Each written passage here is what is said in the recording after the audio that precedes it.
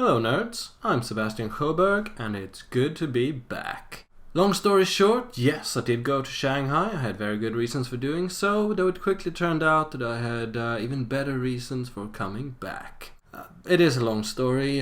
Do buy me a beer sometime and I'll tell you all the details. Now, however, I'm back in the game, back in the StarCraft business, and it's a good business indeed. This time I'll be bringing you an interview with an old school star of the commentator scene, Diggity, who's been producing awesome content for years, which makes him an old-timer indeed in YouTube circles. And he's recently returned after getting married and is now bringing us StarCraft 2 Blessing. So we'll be talking about that, and we'll go all philosophical about the game, its community, and everything about it. It's a bit of a long one, though, I must say.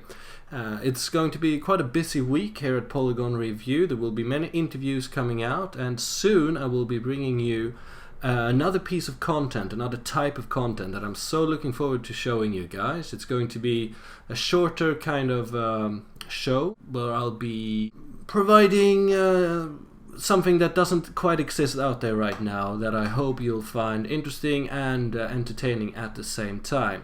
So hopefully I'll be showing that to you later this week, if not as soon as possible. Depends on how many interviews I get to do. So do stay tuned for more to come this week. Now, however, enough pillow talk. Let's get down to business. Old school business. Here is Diggity.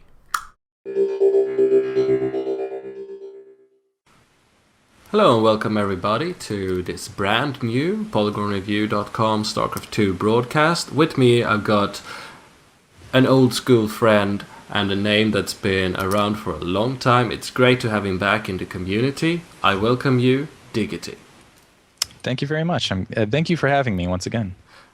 It's my pleasure. I think it's been almost a year. You were one of the first people I interviewed here on YouTube pretty soon after I started. And back then, of course, we did not have StarCraft 2. We did not even have a beta, but it was still a very vibrant time full of... the commentary scene was still, back then, very much alive. There were fewer people in it, but it was still even broader than it is today, I'd say. There were more people working together as commentators, and it was an interesting time. And you've taken some time off, now you're back again. Do tell us a little bit what you've been up to recently, in and outside of the game. Mostly in the game, I've been... It's almost like holding on to a speeding freight train. I've been trying to keep up, at least by viewing what's been happening, by hanging out a lot with the EG guys and peeking in on their games. I haven't been able to do a ton of that. But otherwise, in the meantime, I've gotten married. I ended up actually with... Thank you very much. It was... I almost feel like it was a bit inopportune because that was right when the beta was coming out, right when all of that was happening. But honestly, I don't regret the choice one lick. And I don't know what people complain about with married life. It's absolutely fantastic. I highly recommend it to everybody. Essentially, it's like, wow, I had all these chores before, and sometimes they just magically do themselves. And I don't, it's just like walk up to go do dishes, and whoa, the dishes are already done. That's magical. There's more to it than that. There is a lot more to it than that, obviously. But anyway, point being, yeah, I for all the people that say, oh, it's awful and your sex life dies and et cetera, it's all lies in my opinion. Well, I'm very glad to hear it, sir. And it's also, more to the point perhaps, very good for all the rest of us to know and to see that even married life can be combined with high quality StarCraft 2 casting. Because you quite recently made your return commentary, and it might not be a new one every day, but it's certainly you're keeping up with it and releasing high quality videos, which is very, very nice indeed. But you've been suffering some hardware problems. Is that something the community can help you sort out, knowledge-wise at least? What's the issue? I would hope. I don't know what the issue was. It was just all of a sudden everything stopped working. And honestly, I almost feel like it's a bit of it's kind of a challenge to me, and I enjoy overcoming it. But that's actually, I would have been producing a lot more currently if it was not for the constant harassment of either audio problems or recording problems or things like that. In fact, almost every video I've released thus far has been redone 3 or sometimes 4 times. I think the average length of time I've spent on each of those has been something like an aggregate of 7 hours. Not all at home. Most of the time it's like 3 hours at home, and then I'll hop in and set up a connection, or I'll just like pull over the files and work on them in my free time at work. Because at work I get to sit around a little bit while I do video processing there too, so I get to sit around and work with the video. Yeah, it's actually very nice, very conducive, I should say. But hopefully I'll have it all sorted out in the near future. Any technical help anybody wants to offer would be greatly appreciated. I think part of it is just an upgrade to Windows 7 for whatever reason. The big issue for me at the moment is I'm getting a lot of static on my mic. And just I'm not sure why my mic, just loading Skype, I can't separate it on stereo mix and things like that. I think I'll get it all figured out on my own. It's going to take some time. But hopefully in the meantime, what I'm going to be able to do is polish a lot of the stuff up and just produce something better for everybody. Well, good luck with that. We do hope you can find the issue soon. But nevertheless, it is good to have you back in the community. And having an old school perspective on this entirely new thing that is the scene around StarCraft 2. You've been around and been doing commentaries for what is an eternity in these terms, a couple of years that is.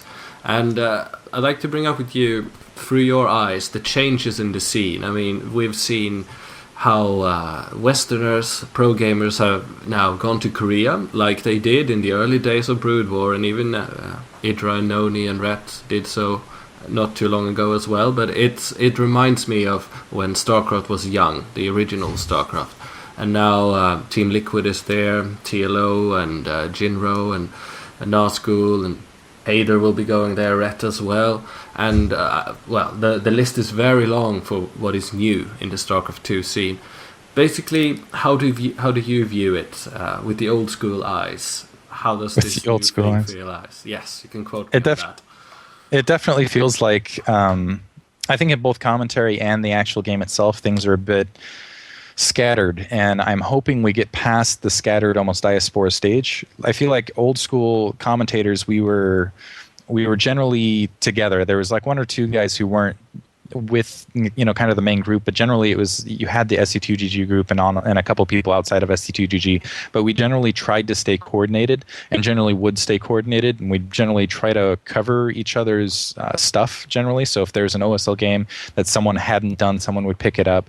If there was a foreigner tournament that someone hadn't done, someone would go and try to pick it up. But now it's just kind of there's a lot more commentators, but it's just an absolute free-for-all, and I don't know that anybody is really in coordination with one another. It's just who's doing what when, and it's just a complete scattering. I know there's been a lot of repeat of content for a lot of people, and so that poses a lot of challenges, because I definitely don't want to do something that people have already seen, but sometimes I'll get requests for stuff that people have already seen, and then they'll be disappointed I'm not doing it. So it's kind of weird in that regard, and I feel like that almost directly reflects what's going on in the tournament scene itself.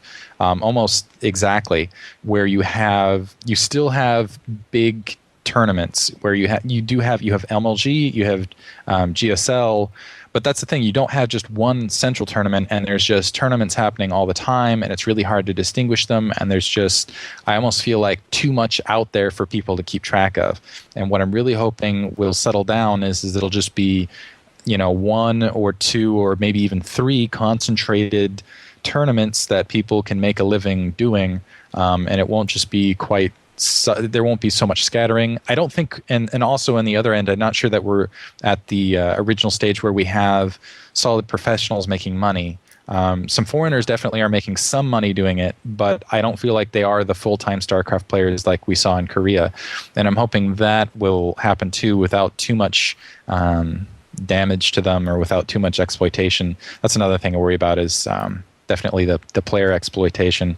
And I don't know that it'll happen naturally where, oh, okay, yeah, just naturally the tournaments will kind of consolidate and naturally the players will consolidate sort of thing. I almost feel like it's going to be up to the players and the spectators themselves to demand something like that. And I'm hoping something like that will happen. Whether or not it will, I'm not sure. And I definitely feel like that's kind of the risk of the success or failure of StarCraft 2 is how well things get consolidated. And I guess we'll see. I think MLG's definitely got a hands up in that, and obviously JSL would be the other group that it kind of has a nice hand in that. But I'm just hoping it doesn't continue to scatter, and we see more concentration rather than the continued just absolute free for all of tournaments everywhere. Yes, you bring up a very, very good point, because what many newcomers to the scene do not realize, people who may not have followed StarCraft Brood War on YouTube, they do not know that back in the day, if you had 10,000 views on a video, that was a lot.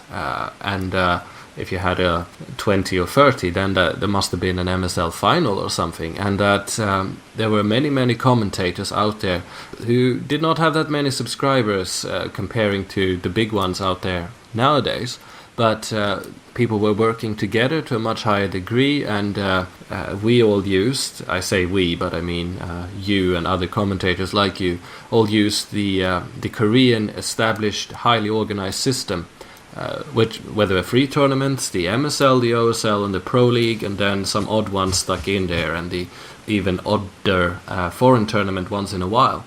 And it was highly organized, it was highly effective, and right now it is, as you say, a huge free-for-all. And the community, given that it's a global, international free-for-all, will have to find a way of, as you say, consolidating this, because otherwise it's just a big mess, and that is indeed a challenge. Yeah, I actually really worry that I almost feel like a lot of the content I'm producing, I'm trying to produce something that the viewers want to see, but honestly, it's been a challenge staying motivated oftentimes just prior to this as a commentator, just because there's been so much out there that, I mean, it's a random game and it doesn't feel like part of being a commentator to me is really telling a story and telling the story of the game. And I feel like being in a tournament atmosphere provides that story and provides those rivalries and things like that. And at the moment, I feel like that's been a big aspect that I almost feel like my legs are a bit cut off in that regard, because I can't say, oh, this guy just lost and this is Bisu versus Flash, and Bisu's not been successful against Flash, and Terran versus Terran's always been his weakest matchup, et cetera, et cetera, et cetera. Bisu's trying to regain his champion. There's none of that to it at the moment. It's just kind of games out in space in isolation, and I feel like that detracts a lot from the quality. So I'm hoping that a little bit more legacy will happen, more or less, and a little bit more meaning will happen to the games themselves. But yeah, at the moment, that's definitely been a huge challenge for me. Well, I can definitely see what you mean, and I think also, I know many people who are watching this are old school fans, but also many entirely new ones, and names like Bisu and Flash and Jaedong and Boxer might not be entirely familiar, but it was the history behind the rivalries that made the Korean Brood War scene, which the foreign Brood War scene tried to mimic, and to a degree managed to do so, build rivalries between Noni and Idra in the Teamliquid Star League, etc. That is what is truly fun, when champions meet, face each other, and then they do so again in the next season. That is what we want to happen, and that is what we have to, as a community, make happen. And it's an interesting challenge, and also many, many interesting opportunities for people who can organize this. But that also brings us on to further developments, because nowadays you can do this for money. You can do it as a player for money, but I think you can do so even more successfully as a broadcaster, commentator, producer. We've already seen some examples, and big kudos to people who managed to make that leap. But in the past, and for most people doing it still, it's voluntary work. And what you do and always have been doing has been for the love of the game rather than for money. Has that changed, or how do you see this development in the scene? Is it good, bad? Is it both?